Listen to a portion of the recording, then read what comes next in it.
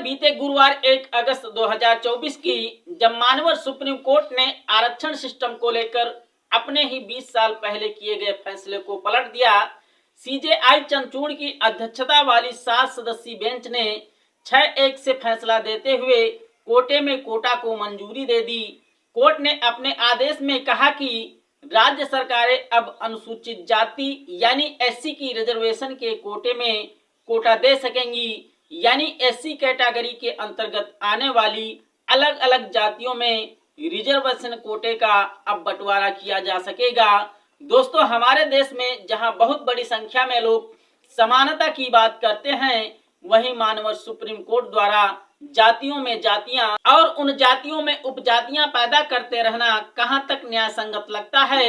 ये तो समाज वही पुरानी वर्ण व्यवस्था की ओर समाज को ले जाया जा रहा है, जहां बाबा साहेब भीमराव अंबेडकर ने लगभग 6000 जातियों को सिर्फ 3 कैटेगरियों एससी, एसटी और ओबीसी में संजोया था और आज फिर उन्हीं जातियों का विखंडन किया जा रहा है। और इसी फैसले के चलते कुछ दलों ने 21 अगस्त 2024 को भारत बंद तक का ऐलान कर दिया है। सुप्रीम कोर्ट के इस फैसले को क्या जनता स्वीकार करेगी या हमारा देश एक बड़े आंदोलन की तरफ बढ़ रहा है? कुछ इन्हीं सवालों के जवाब जानेंगे आज के इस वीडियो में। नमस्कार, मैं सुशील सिंह। सुप्रीम कोर्ट के इस फैसले पर चंद्रशेखर से लेकर चिराग समेत अन्य दलित नेता सवाल उठा रहे हैं और इसको लेकर 21 अगस्त को भारत बंद का ऐलान भी कर दिया गया है। दलितों के सर्वमान्य नेता बसपा चीफ मायावती ने भी इस फैसले पर असहमति जताई। रविवार को हुए कॉन्फ्रेंस के दौरान बसपा चीफ ने कई सवाल उठाए। सब क्लासिफिकेशन किए जाने को मान्यता प्रदान की गई है। अब राज्य सरकारें अनुसूचित जाति व जनजाति की सूची के भीतर आरक्षण के लिए उप वर्गीकरण अर्थात नई सूची बना सकेंगी, जिससे फिर अनेकों समस्याएं उत्पन्न होंगी। 5 न्यायाधीशों की संवैधानिक पीठ द्वारा ईवी चेन्नैया बनाम आंध्र प्रदेश राज्य में दिया गया था, तो उसको पलट दिया है। बसपा चीफ मायावती ने आरक्षण पर सुप्रीम कोर्ट के निर्णय से असहमति जताई। कोर्ट के फैसले को लेकर मायावती ने तंज कसते हुए कहा, इस निर्णय से असंतोष की भावना पैदा होगी और इससे केंद्र और राज्य सरकारों के बीच टकराव की स्थिति भी बनेगी।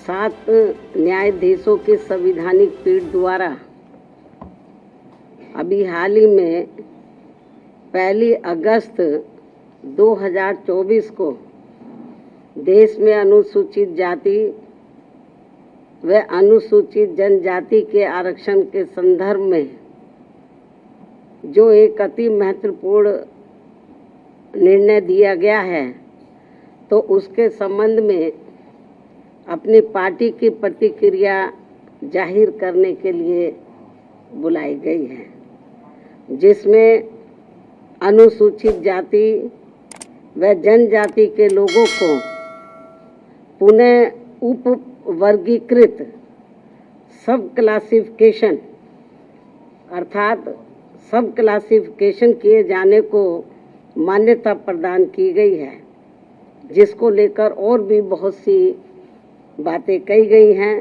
उनसे हमारी पार्टी कतई भी सहमत नहीं है। अनुसूचित जाति अधिनियम 2000 को भी रद्द कर दिया था। अपने 2004 के निर्णय में माननीय सुप्रीम कोर्ट ने ये भी माना था कि ये वर्गीकरण इन जातियों के भीतर अलग अलग व्यवहार करके समानता के अधिकार का उल्लंघन करेगा।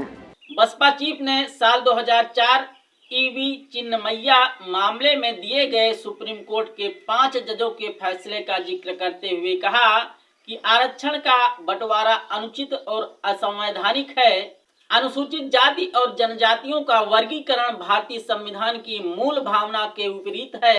और इस संबंध में माननीय सुप्रीम कोर्ट द्वारा दविंदर सिंह बनाम पंजाब राज्य मामले में पारित इस आदेश के अनुसार अब राज्य सरकारें अनुसूचित जाति व जनजाति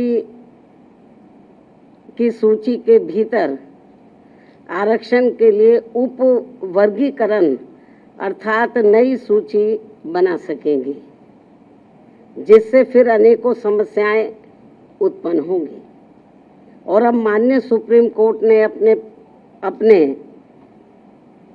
1 अगस्त 2024 के इस निर्णय से 20 वर्ष पूर्व दिया गया निर्णय, जो सन 2004 में 5 न्यायाधीशों की संवैधानिक पीठ द्वारा ईवी चिनैया बनाम आंध्र प्रदेश राज्य में दिया गया था, तो उसको पलट दिया है, जिसमें अनुसूचित जातियों व अनुसूचित जनजातियों के भीतर किए जाने वाले वर्गीकरण को मान्यता देने से इनकार कर दिया गया था।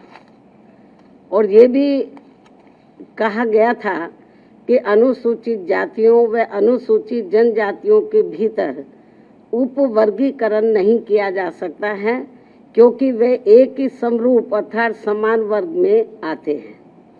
माननीय सुप्रीम कोर्ट ने वर्ष 2004 के अपने निर्णय में ये भी कहा था, जिसे माननीय राष्ट्रपति द्वारा अपने आदेशों द्वारा क्रियान्वित किया जाता है और जिसे बदलने का किसी भी राज्य सरकार को अधिकार नहीं है। मायावती के साथ ही केंद्रीय मंत्री चिराग पासवान ने भी कोर्ट के फैसले से असहमति जताई। उन्होंने कहा कि आज भी दलित व्यक्ति के मंदिर जाने पर उसे धुलवाया जाता है। हम इसको लेकर कोर्ट में पुनर्विचार याचिका दाखिल करेंगे। उस पर हम लोगों की भी असहमति है और इस असहमति को प्रमुखता से हम लोगों ने दर्ज किया है। हम लोग इस बात को लेकर स्पष्ट है कि अनुसूचित जाति का आधार अनटचेबिलिटी है। इसका कोई शैक्षणिक आधार नहीं है, इसका कोई आर्थिक आधार नहीं है। ये जो भेदभाव जिसकी वजह से ऐसी कास्ट को संविधान में शेड्यूल किया गया और जो शेड्यूल कास्ट कहलाई, इनका आधार हमेशा से छुआछूत रहा है, अनटचेबिलिटी रहा है। ऐसे में इसमें क्रीमी लेयर का प्रावधान हो ही नहीं सकता। रिजर्वेशन विद इन रिजर्वेशन ये कहीं से जायज नहीं, क्योंकि आज भी इतने समय के बाद आज भी उदाहरण एक दलित लड़के का ही मिलता है जिसको घोड़ी पे चढ़ने से रोका जाता है, एक दलित परिवार का ही मिलता है जिसको मंदिर में प्रवेश करने से रोका जाता है। कई ऐसे बड़े नाम भी हैं, मैं नाम नहीं लूंगा, बट कई ऐसे नाम हैं जो बड़े पदों पर है, पर अगर वो मंदिर जाते हैं तो उसके बाद मंदिर को गंगा जल से धुलवाया जाता है। तो आज भी भेदभाव छुआछूत के आधार पर हो रहा है। तो ऐसे में रिजर्वेशन विद इन रिजर्वेशन हम लोग भी कतई इससे सहमत नहीं है और लोक जनशक्ति पार्टी रामविलास सुप्रीम कोर्ट में पुनः विचार याचिका दाखिल हम लोग करने जा रहे हैं, ताकि सुप्रीम कोर्ट पुनः अपने फैसले पर बताए। देखिए, मैंने भी माननीय सर्वोच्च न्यायालय का पूरा आदेश नहीं पढ़ा, मैं उसको स्टडी करूंगा। और मेरे आज भी याद है कि मैं लगातार लाइब्रेरी जाता हूँ, कॉन्स्टिट्यूशनल असेंबली की जो डिबेट्स है जब ये रिजर्वेशन पैटर्न आया उसको स्टडी करने के लिए आज भी मुझे उस पर जाना पड़ेगा। बहुत इम्पोर्टेंट है, क्योंकि डॉक्टर बाबा साहब अम्बेडकर के जो है बहुत सारे जो हैं बातें चर्चा उन्होंने जो है उनके कोर्ट्स को उसमें यूज किया। लेकिन बड़ी बात यह है कि एक पॉलिसी हमने अंग्रेजों के समय से सुनी थी, डिवाइड एंड रूल। मुझे ऐसा लगता है कि ये जो एकजुटता शेड्यूल कास्ट शेड्यूल ट्राइब के लोगों में हो रही है, उसको तोड़ने के लिए डिवाइड एंड रूल की पॉलिसी को तैयार किया जा रहा है। अभी मुझे इसमें यह भी जानकारी करनी है कि माननीय सर्वोच्च न्यायालय में जिन जजों ने ये ऑर्डर किया है उसमें से SC/ST के कितने हैं, ये बहुत इम्पोर्टेंट है। अगर आप वर्गीकरण करना ही चाहते हैं तो मैं चाहता हूं कि सर्वोच्च न्यायालय से इसकी शुरुआत होनी चाहिए। भाई वहां तो लंबे समय से कुछ ही परिवारों को कब्जा किया, और चलो SC/ST OBC को तो आप घुसने नहीं दे रहे हो, लेकिन क्या सामान्य जाति के लोगों में ऑप्शन नहीं है, तो उनको भी आप मौका नहीं दे रहे हो। तो अगर आपको करनी है किसी वर्गीकरण की शुरुआत तो शायद वहीं से की जाए। सर्वोच्च संस्था नीचे से क्या करना चाहते हैं?